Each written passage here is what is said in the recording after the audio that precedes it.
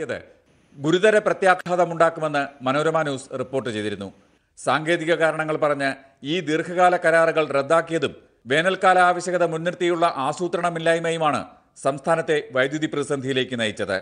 Manorama news.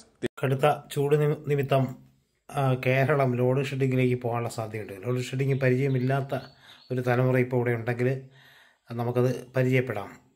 പകൽ load shedding, രാത്രി അരമണിക്കൂർ വീതമൊക്കെ കട്ടിങ്ങൊക്കെ വരാനുള്ള സാധ്യതയുണ്ട്. കാരണം കുറ്റം പറഞ്ഞിട്ട് കാര്യമില്ല, നല്ല ചൂടുള്ള കാലാവസ്ഥ.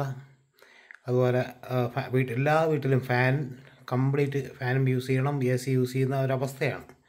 അല്ലാണ്ട് ഇപ്പോൾ ജനങ്ങൾക്ക് പിന്നെ ചുരുണ്ടുകൂടി കിടന്നുറങ്ങാൻ പറ്റത്തില്ല. എല്ലാവർക്കും AC-യുടെ വീട്ടിലാണെങ്കിൽ AC കണ്ടിന്യൂ ഇടുന്നൊരവസ്ഥ. അത്രയ്ക്ക് ചൂടാണ്, നിന്ന് കറങ്ങിപ്പോണ ചൂട്.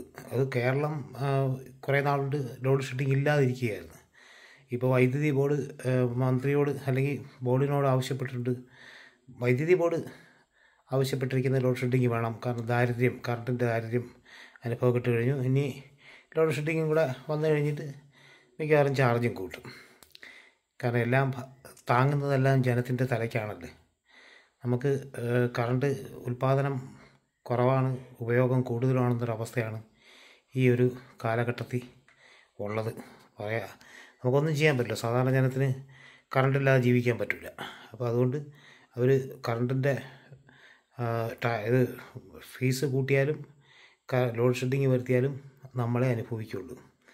ഇപ്പോഴും കറണ്ടില്ലാഞ്ഞിട്ട് ഇപ്പം കറണ്ട് വന്നതേ ഉള്ളൂ.